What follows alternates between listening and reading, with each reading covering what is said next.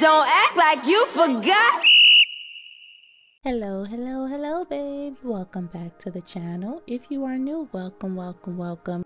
So today we will be getting into Kathryn Merteuil, who I hope I'm saying her name right, and her evil character and cruel intentions. So let's get into it. Girl, this character right here was wicked. And when I say wicked, I mean a picture of her face should have been slapped in the dictionary next to the word. She went out of her way to destroy people and didn't have an ounce of remorse.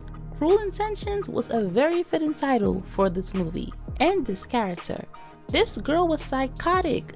So let's get into the narcissistic, ego-driven socialite that is Kathryn Merteuil, played by Sarah Michelle Gellar, who is such an underrated actress. She could play any role, any character, and play the character so well, you'd think that was who she really was. Which brings me to this character. It made me hate her. I wanted to drag her out of the screen by her scalp. So Kathryn, as I stated before, is a socialite who seeks revenge on her previous boyfriend who left her for Cecile due to her issue and vindictive nature, in which he called her a head case, according to Cecile. Now, Cecile has no idea that she's talking to the very ex-girlfriend of Court, who happened to have befriended her in order to get revenge on Court.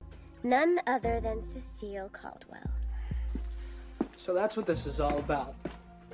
Keep your friends close and your enemies closer. When I get through with Cecile, she'll be the premier tramp of the New York area. And poor Court's new little princess will be damaged goods.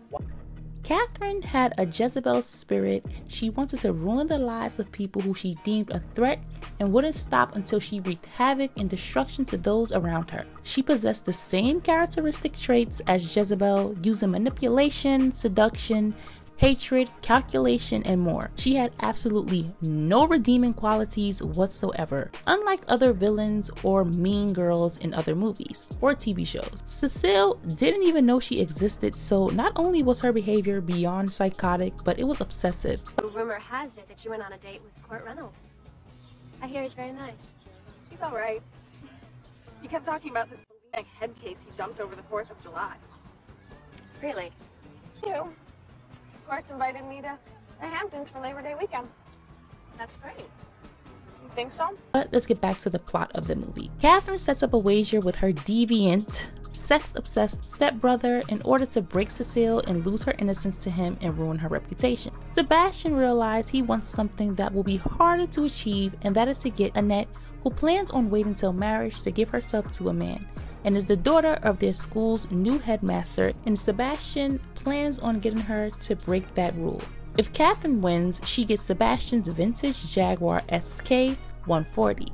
And if Sebastian wins, Kathryn will sleep with him, and while Sebastian is hesitant at first, Kathryn tells him he can put it anywhere, letting him know that she will give him free reign to do as he pleases if he wins. About that little wager of yours. Count me in. What are the terms? If I win, then that hot little car of yours is mine. And if I win? I'll give you something you've been obsessing about ever since our parents got married.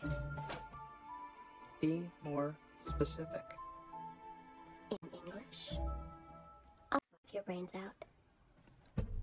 What makes you think I'd go for that bet? That's a 1956 Jaguar Roadster. Because I'm the only person you can't have and it kills you. No way. You can put it anywhere. Okay, now there are people who have jealous tendencies, and there are people who are so consumed with jealousy that it will drive them to do the darkest things in life, even going so far as to kill someone or ruin their entire life, and these people get off on it. These are people who need to be kept far away from society and monitored daily, because there is no limit to their madness, especially when they are as young as Kathryn is in the movie. To be so manipulative, wicked, and cold-blooded speaks volumes, and with age, it gets worse as they learn to hide their narcissistic ways better. Kathryn was vicious, vile, and like most girls who give up the goods thinking it will keep a man, was filled with hate for the girls who didn't give up their bodies. Cecile was given a Long Island iced tea, believing she was just drinking a regular iced tea without even knowing it, and had photos taken of her without her being in her right state of mind. sure not to taste like an iced tea. From Long Island. I think I should go home now. Okay, I'll just call your mom and have her come pick you up. My mom? Mm-hmm. You can't call my mom. Oh, wow. She doesn't know you're here. Please! Please, I'll do anything. Just don't call my mom. Cecile, all I want to do is give you a kiss. And was blackmailed into being taken advantage of sexually. I'm not sure of her age in the movie, but in the novel she was 14, and if she was that age in this movie, it is twisted, sick, abominable, and outright disgusting. Kathryn hated any woman who she believed had any sort of innocence to them, and I'm sorry to say, but there are women out here who hate other women who don't give up their bodies to men and get actual love instead of being seen as nothing more than a sexual object. She had deep-rooted issues that plagued her, and she needed a serious intervention. The fact that she wanted to sleep with her stepbrother, well, both of them wanted to sleep with each other, which is sick within itself. But the fact that she was so upset that he fell in love with someone who I believe she saw as another Cecile and got so enraged he wouldn't sleep with her. Excuse me? I'm not in the mood. I want to. And I don't. Good afternoon, Kathryn. Made her not only unhinged, but I believe she was a deeply haunted soul that would have never known true love or have anyone genuinely like her because she didn't like herself. People like Kathryn live in constant torment and they will never know peace or happiness. She caused her stepbrother his life because she couldn't deal with losing. She was the epitome of a sore loser and did whatever it took to win, even if it meant crumbling lives around her. Now, I'm not sure about her upbringing and if she was neglected as a child, causing her to seek out validation, attention, and affection from others by any means necessary, but this girl had to be the devil's daughter, and no one can convince me otherwise. Kathryn was the type of person you wanted to stay far away from, as you would never know what her true intentions were. You'd think she were your genuine friend, but come to find out, she never liked you. Kathryn may have thought she was free and liberated, but she was actually bound to the men who came into her life and got so invested and enthralled into the girls they'd leave her for that she became a soulless shell of a human who preyed on innocent women because of the men who wronged her, which I can only assume came from daddy issues, seeing as in the beginning of the movie, Sebastian calls her mother a gold digger who married his father for money. And there is no mention of her father throughout the film, but that's one assumption that I can say, that maybe that was the reason why she was the way she was. She may have also learned her wicked behavior from her mother. Throughout the film, Sebastian is a disgusting pig who I still dislike, but he does call Kathryn out for her ways and wanting to harm an innocent girl simply for payback to an ex-boyfriend. Are you really? I mean, we've done some pretty fucked up shit in our time, but this is... We're destroying an innocent girl, you do realize that. Court Reynolds is going down, and if you won't help me, somebody else will. Let's be honest for a second here. She could have did whatever it took to ruin this girl's reputation, but that didn't mean he would come back to you. He'd just find another one to replace her with, and this is why I constantly speak on women competing with one another. All you do is boost the ego of the man and you end up looking foolish and desperate.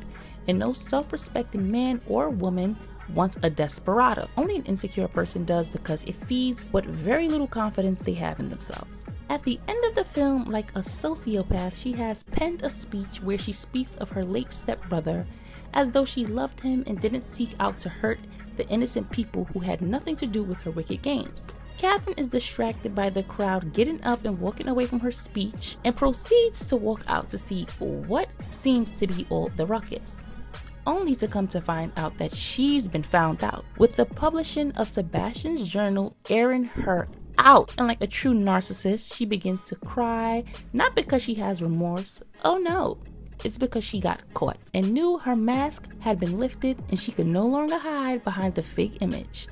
I want to talk briefly about narcissism. Narcissism doesn't always come from trauma or neglect, but can also come from overindulgence and spoiling a child, making them feel as though they are better than everyone else, allowing your child to control you with outbursts and temper tantrums because you don't like to see them cry, and it's easier to give them what they want rather than reprimand and let them know they can't always have their way, because that's not how life works. Everyone won't think you're special and you won't always get special treatment.